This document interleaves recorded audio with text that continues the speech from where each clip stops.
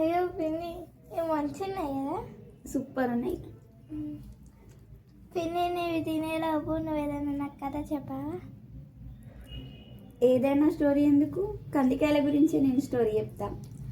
Wow, కందికాయల story ఉందా? ఆ, okay చెప్పు, స్టార్ట్. ఒక రైతు ఉండేవాడు.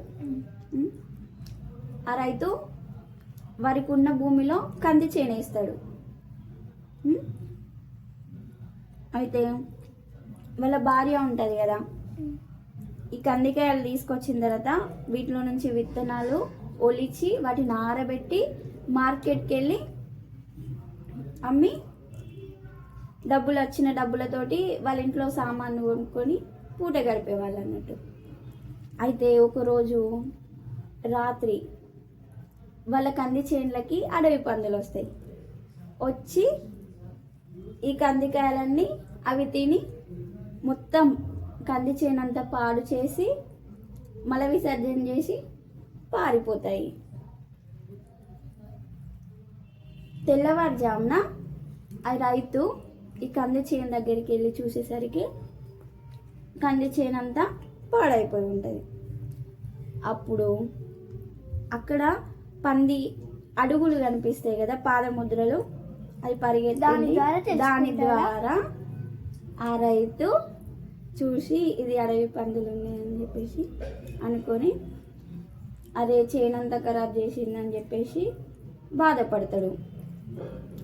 అయితే కొన్ని కొమ్మలు పడిపోయి ఉంటాయి కదా, ఆ కొమ్మలు అక్కడే ఎండబెట్టి ఇంటికి వచ్చేసి అరుగు మీద కూర్చుంటాడు. అరే పెద్ద మనుషులన్నా ఎవరినన్నా అడిగి ఈ పందులను తరిమే ప్రయత్నం చేయాలి అని ఆలోచించుకుంటూ కూర్చుంటాడు. అయితే నీకు ఒకటి తెలుసా, పులి ఉంటుంది కదా, అడవి పందితోని ఒకవేళ వారిద్దరికి యుద్ధం జరిగిందనుకో, పంది ఇట్లా మెడ తింపి దాన్ని పులిని కూడా అటాక్ చేసేగల శక్తి ఉంటుంది. కానీ దేవుడు పందికి ఇట్లా తింపే తలకే తింపే ఆ నేచర్ ఇచ్చిందా? ఇవ్వలేదు. ఇట్లా తింపుతుందా పంది? తింపదు. సో ఇంకా అడవి పందుల విషయంకి వస్తే అవి ఒకవేళ పిల్లల్ని కన్నాయి అనుకో, వాటి పిల్లల్ని ఎవరైనా ఏమన్నా చేస్తారని చెప్పేసి మనుషుల్ని అటాక్ చేస్తాయి, దగ్గరికి రానివ్వవు. అడవి పందులతో చాలా జాగ్రత్తగా ఉండాలి. ఇంకా అడవి పందులు గుంపులుగా ఉంటాయి. గుంపులుగా గుంపులుగా ఒక్కటిగా సింగిల్గా రాదు, గుంపులుగా వస్తాయి అన్నట్టు.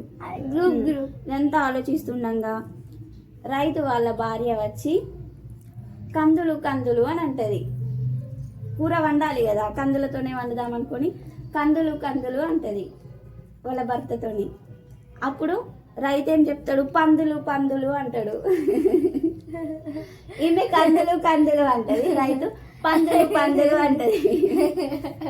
అరే కందులు అంటుంటే నువ్వు పందులు అంటే ఏంటని వాళ్ళ భార్య అన్న తర్వాత అప్పుడుగా ఇంటి దగ్గర ఉన్న వాళ్ళు ఉంటారు కదా, వాళ్ళు వచ్చి అమ్మ మీ చేనులో ఇట్లా పందులు పడ్డాయి, అడవి పందులు కంది చేనంతా ఖరాబ్ చేసినాయి, అందుకే నువ్వు కందులు అంటుంటే మీ ఆయన పందులు అంటుండు అన్న తర్వాత ఓహో అని అలా భార్య అప్పుడు ఇలా కందికాయ కూర కాదుగా టమాటా కర్రీ చేస్తా అని చెప్పేసి వట్టి టమాటాలు అని చెప్పేసి బాధపడుకుంటే వెళ్ళిపోతుంది.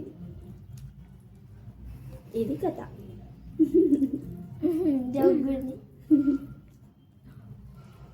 నీ తినడం అయిపోయిందా కందికాయలు?